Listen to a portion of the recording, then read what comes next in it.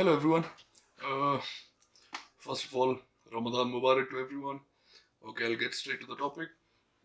Uh, One question which goes through every mind during this period is fat loss. How to lose weight, how to lose fat.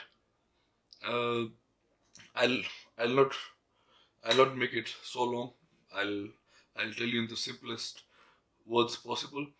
Okay, so first of all, for the people who have gone to the gym before this month, who have been going trying to gain quite a lot of muscle, or the people who have already been trying to lose weight, either of them. So for the people who were gaining before the month, and the and the people who have been trying to lose weight, they think that the changes during the month of Ramadan are going to be like too high, negatively and both positively. Negatively, in a way, for example, the people who have been trying to gain weight or gain muscle, they will lose all their gains. And for the people who are trying to lose weight, they think they will lose intense amount of fat during this month. Uh, it does not work like that. It might for some people if you go a bit overboard with everything you're doing, overtraining again. Uh, that's the only thing which will make you lose serious amount of uh, muscle or fat during this month is overtraining. So one thing everyone needs to understand is how our body works during the month of Ramadan. So first of all, Ramadan, our normal daily fast starts from a minimum to 14 hour, 12 to 14 hour fast. In some countries it's a lot more, but in Kenya and in Pakistan it's 12 to 15 hours maximum. Uh, so what happens is people think that because of not eating throughout the day, not drinking throughout the day, and finally when it's time to break their fast, when it's finally time to eat, they will eat less and they will do a lot of gym, and they will be in a huge calorie deficit, and they will end up losing so much fat. So it does not work like that. What happens is when your body is in a state of fast, or when you're fasting, your body, you have already told your body that you are going to be starving, but it's not a mechanical thing. It's not an electronic thing that you can give it time that I will only be starving from this time to that time. Your body only understands starving or not starving. So if you're feeding it, it knows you're okay.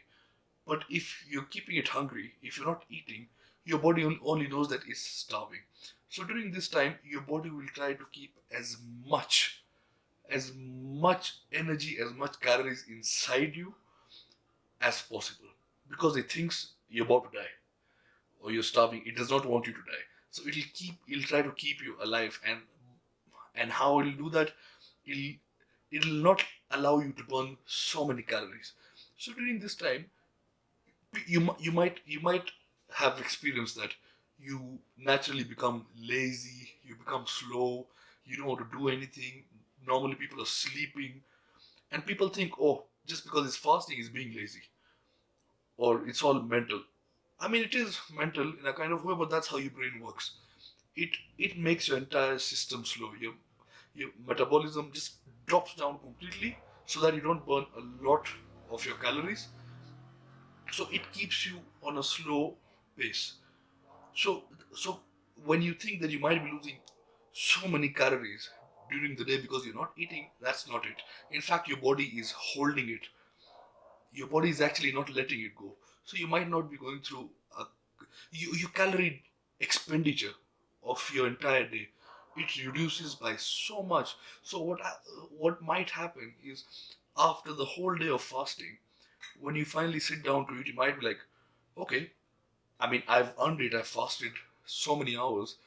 I must have burned so many calories during the day. So let me eat a bigger meal, or let me have even a dirty meal, so that because I will be okay. I will still be in a calorie deficit. It does not really work like that. So you might actually be just balancing it, because you have not burnt so many calories. So let's say your calorie expenditure, which you were oh god, which you were expecting your calorie deficit to be this high, but actually it's here, and and what you end up eating is here as well. So it just balances off. So you might actually be just maintaining throughout the month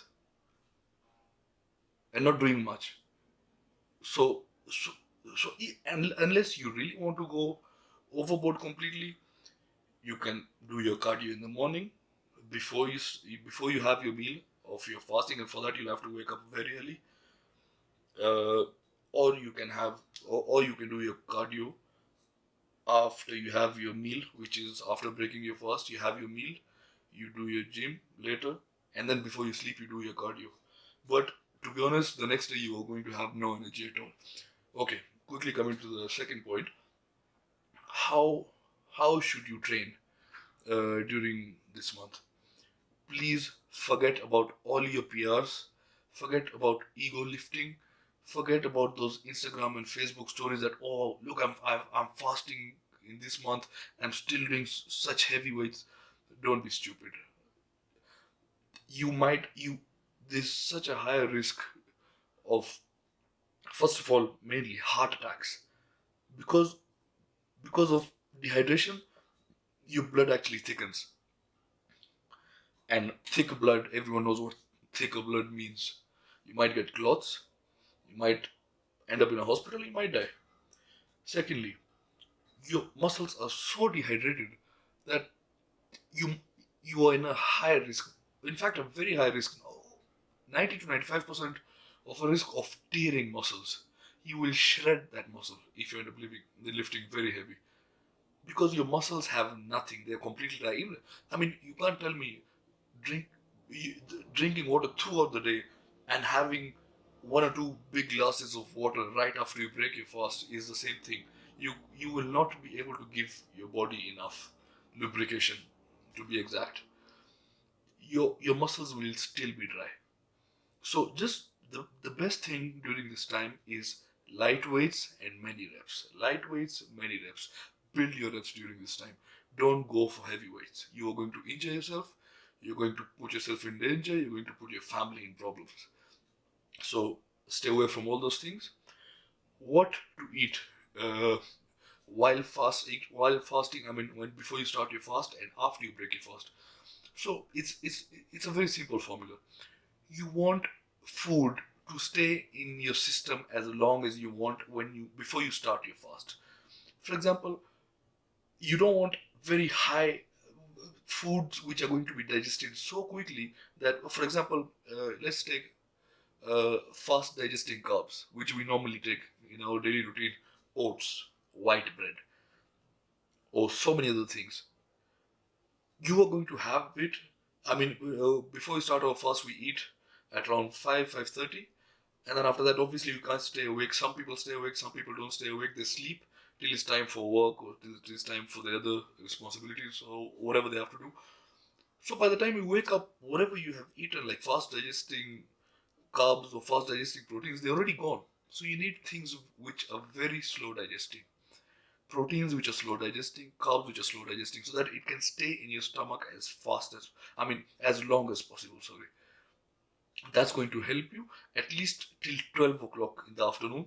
You'll feel okay. And then after that, maybe you'll start feeling uh, a bit of hunger, but you'll be able to control it. And then right after you break your fast, the worst things to have right after you break your fast is red meat.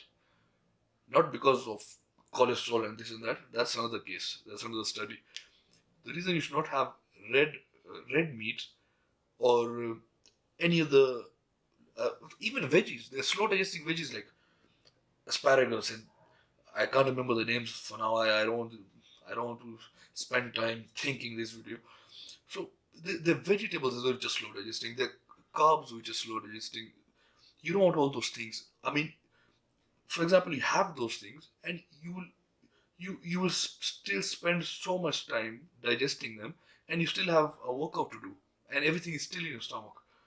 You need fast quick digesting things which will get absorbed in your body, in your blood as soon as possible. Best things to have right after you break your fast: whey protein. If you have whey protein, is the best thing to have. Fast digesting carbs, so many. Bread, your chapatis if you eat them, oats, healthy things. And when it comes to even chicken is still a bit slow. You can have chicken later after your workout. First thing, whey protein in proteins, and uh, again, what do you call it? Paneer, cottage cheese, um, egg whites. Best things to have right after breaking fast is egg whites, or have a protein smoothie. Some, the more liquid the better. It'll go straight in your system and you're recharged like anything. My to go drink during this time would be a scoop of whey, whey powder, 4 5 dates, a banana, and a glass of milk. Blend it all up, drink it, and you are back to normal. You're okay. Keep drinking water, and then right after that, you go pray, you do whatever you want to do, and you hit your workouts. As soon as you're done with your workouts, now you can have your meal, and you're full. Now you're done for the day, and we're good to go. Lastly, meal prep. There's only two ways around this. Number one, you cannot be meal prepping the way you were doing in the normal time, because normally people do their meal preps throughout the day, or meal distribution throughout the day, which is have one meal at 8, another at 11, another at 1, another at 4, another at... You can't do that. The only way through this is you do your meal prep or meal distribution at night. That means you don't sleep at night. But for people, so you stay hungry throughout the day. That becomes your night, and your night becomes your day because you'll be eating throughout the night. But for people who are working, it's not possible at all. So the best thing to do is have at least 3 major meals uh, till 12 o'clock. At least that much you have to sacrifice. Have your first meal the way I've explained to you. Have your first meal right after you break your fast. Give it an hour or two rest in the middle.